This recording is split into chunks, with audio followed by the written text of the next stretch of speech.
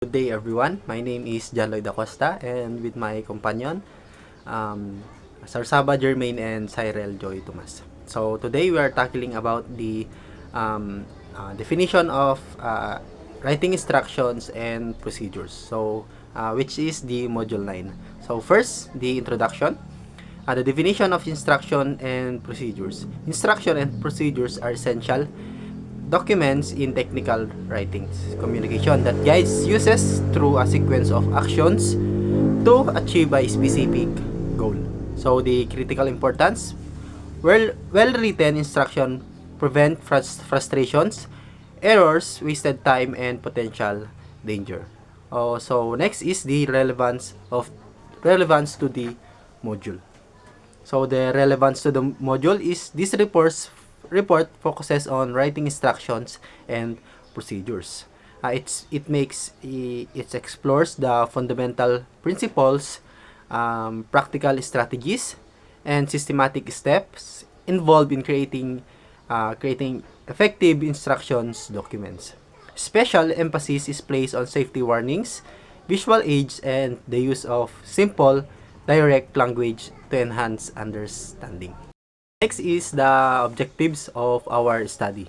The objectives of our study is to identify the key characteristics, apply systematic writing process, integrate visual aid, formulate safety warnings, produce user-friendly document. Next is the 6 key characteristics of effective instruction. So first is the clarity. So we all know that clarity is important while we are writing a report. So sabi dito, clarity is using simple, direct, and unambiguous language. Every word should be easy to understand, and each sentence should be convey a single and clear idea. And avoid jargon to technical terms unless they are absolutely necessary and properly defined. So we all know naman na kung saan kapag nagsusulat tayo ng report, we need to be use a clear sentence of para na sa ganun mas lalong maintindihan ng nagbabasa kung ano man yung nakalagay dun sa may report na yun. So sabi dito sa may example, unclear, this is a fact way to containment of the suspect with the designated zone. Instead of using that, we need to use a clear instructions and a clear idea. So sabi dito, secure the suspect in the holding cell. So the importance of clarity is in high stress situations like a crime scene, officer cannot pause to decode complex sentence. Clarity ensures immediate understanding and action. So, next is the conciseness. So, alam naman natin na one of the important example is the conciseness. And sabi dito, conciseness means getting straight to the point and eliminating unnecessary words, phrases, or steps. Every word should be contribute to the meaning and no word should be wasted. So, kailangan naman natin kapag we are writing a report, we need to be straight to the point. For us, para sa ganoon, mas lalong maintindihan ng mga nagbabasa kung ano man yung nilalaman ng report na ginagawa natin. So, we have here also the example of conciseness, and this is the first is the wordy. It is necessary for the officer to document the time of arrival of the crimes of the scene in the logbook. So, instead of using that, we use the concise log the arrival time. So, parang sa ganun, mas lalong maging concise yung report natin. We need to get to the straight to the point kung ano man yung nais nating sabihin. Next is accuracy. And accuracy is non-negotiable in instructions. Every piece of information, every measurement, every step, and every detail must be correct and verifiable. Errors in instructions can lead to equipment damage, wasted resource, or even serious injury. So, sabi dito, accuracy is also important while we are writing a report. So, especially in our field of criminology, because accuracy is parang sa ganun mas lalo nating maintindihan kung ano man yung nilalaman ng report na yon. So sabi dito, inaccurate instructions. Record the time of incident in around 8 p.m. Instead of using that, we use record the time of the incident as 2015 using the format of 24 hour. And the importance of accuracy is in chain of custody, document an incorrect serial number or time stamp can render evidence inadmissible in court, potentially letting a crime go free. Kaya nga po, we need to be accurate. Kailangan natin maging accurate sa lahat ng mga nilalagay natin sa report. Para sa ganun, maging maganda yung kinalalabasan ng ating report. So, next is completeness. So, completeness means including all necessary steps, tools, materials, and warnings. Nothing should be left out. The necessary needs to know the performance the task successfully and safely. Assume that the users knows nothing about the task. Diba? We assure na alam nang nagbabasa kung ano man yung nilalaman nung mo. Sabi dito, incomplete, and this is example of incomplete. Collect the blood sample. So, alam naman natin kapag incomplete yung nakasulat dun sa report natin, hindi natin malalaman kung ano man yung pinupunto nung sinasabi mo dun sa may report na yun. So, instead of using incomplete words or incomplete sentence, we need to use this. Sabi dito sa second example, complete. Kailangan natin yung step by step para sa ganun hindi masayang yung evidence na nakuha natin, especially in crime scene. Sabi dito, wear latex gloves. Number 2, use the sterile needle to draw 5 ml of blood. Third is place the purple top tube. Fourth is seal and labeled with case number. So, panglima is the user-centered. So, user-centered instructions should always be written with the specific audience in mind. Considered their prior knowledge. So, technical background, language proficiency, and the context in which they will use the instructions. Instructions for an expert will differ significantly from those for a novice. So, sabi dito, we have an example here. Note, user-centered for public. Submit a sworn affidavit to the clerk of court for a search warrant. So, this next is the user-centered for public. Visit the police station to file a report. An officer will help you to apply for a warrant if needed. So, this is the importance of user-centered. So, trainings manuals for new recruits must be simpler than standard operation or procedures or the SOPs. So, for detectives to ensure all personnel can follow the protocols. Lastly is the consistency. And consistency applies to terminology, formatting, and tone throughout the document. Use the same term for the same item, the same format for steps, and a consistent tone. So, using the same terminology, format, tone throughout the document to avoid confusion. So, we have here our example. Sabi dito, inconsistent. The suspect was running. The perpetrator failed that scene. The over was caught. So, instead of using that, we use the consistent sentence. Sabi dito, the suspect was seen running. The suspect fled the scene. The suspect was caught. So, this is the importance of the consistency. Sabi dito, in interagency cooperation, example, the police or the fire department. Consistent terminology ensures everyone understand the protocols without misunderstanding. So, kailangan natin maging consistent sa lahat ng nilalagay natin sa kung ano man yung nilalaman ng report natin. Para sa ganun, ma-avoid natin yung misunderstanding sa lahat ng bagay. These are the steps for writing an effective instruction. Step 1. Definition and purpose. Before writing a single word, you must define the scope of the document. This involves identifying who will use the instructions, what they already know, and what specific goal they need to achieve. Key actions. Define audience. Determine if the reader is novice, example, a new recruit or an expert.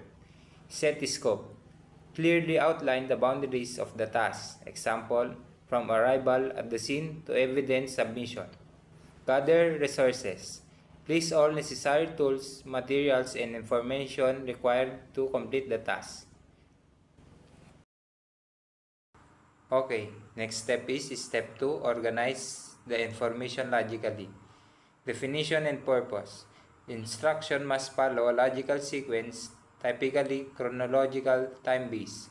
So, the user knows exactly what to do first, second, and third. Key actions.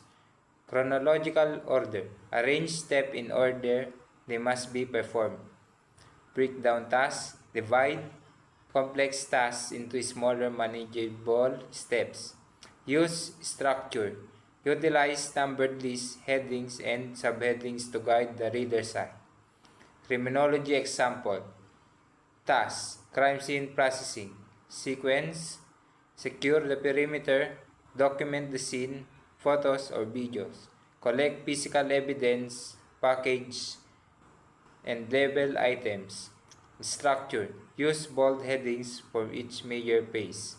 Why it matters? Because skipping steps or doing them out of order, example, collecting evidence before photographing can destroy the scene's integrity and make evidence inadmissible in court. Okay, next step is step 3, to draft the instruction. Definition and purpose. The language used must be direct and unambiguous. The goal is to minimize confusion and ensure the users understand the action immediately. Key actions. Use imperative mood. Start every step with a command verb. Example, press, write, or check. Use active voice. Ensure the subjects perform the action. Example, you must record versus record. Keep sentence short. Avoid complex sentence that requires multiple readings. Consistent terminology. Use the same word for the same object throughout the document. Criminology example. Weak. The suspect should be handcuffed by the officer. Strong. Strong, handcuff the suspect immediately. Consistency. Always use suspect instead of switching between perpetrator and offender. Why it matters? Because in high-stress situation, officer cannot parse complex grammar, direct commands ensure immediate compliance and reduce the risk of error. Okay, next step is incorporate visual aids. Definition and purpose. Visual clarify complex information that text alone cannot explain effectively. They reduce cognitive load and bridge language gaps. Key actions. Select types. Use diagrams for parts, flowcharts for decision, screenshots for software, and photos for physical action. Placement. Place visual as close as possible to relevant text. Captions. Always include a clear caption explaining what the visual shows. Criminology example. Task. Evidence packaging. Visual. A diagram showing the correct folding of an evidence envelope and where to place the seal. Caption. Figure 1. Correct folding techniques to prevent contamination. Why it matters? Because a picture of how to preserve an evidence is more effective than a paragraph describing the angle and pressure, ensuring better evidence collection. Okay, last step, step 5, test and revise. Definition and purpose. The final step is validation. You must verify that the instruction work the real world by having someone unfamiliar with the task follow them. Key actions: users testing. As a target audience, member to follow instruction without help. Identify errors, observe where they struggle, make mistake, or ask question. Iterate. Revise the document based on the feedback and retest if necessary. Criminology example. Testing a new evidence log form. Test. Have a rookie officer fill out without assistance. And last, revision. If they miss the case number field, make the box larger or add a red asterisk. Why it matters? Because testing ensures that the document is practical. In criminology, a flawed procedure can lead to legal challenges, so validation is crucial before publication. Safety warnings and caution safety is a paramount in instructional writing. User must be aware of potential hazard and how to avoid them. Ignoring safety information can lead to severe injury, property damage, or even death. So number one is importance of safety information. Preventing harm. The primary goal is to protect the user from physical injury and prevent damage to equipment or property. So the number two is signal words and colors. Technical writers use specific words and colors to show how serious a hazard is. This must be bold, all caps, and colored to stand out. So, yung color na gagamitin natin sa danger is red. An immediate hazard that will cause death or serious injury if ignored. The next one is warning, which is yung mga color orange na nakikita nyong warnings. A hazard that could cause death or serious injury if ignored. The next one is caution. Yung mga color yellow naman to. A hazard that could cause minor injury or property damage. The next one is notice, which is yung color blue.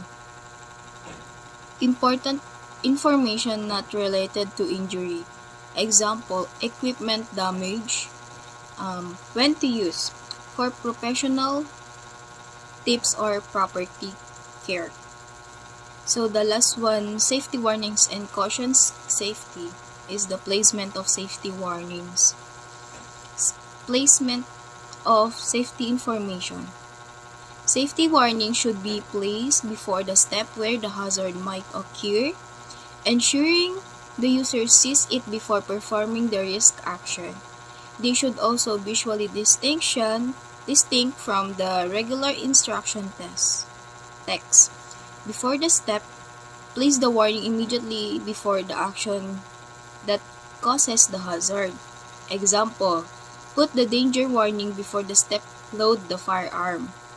Visual distinction, use bold text, all caps, and colored boxes to make it stand out from regular text.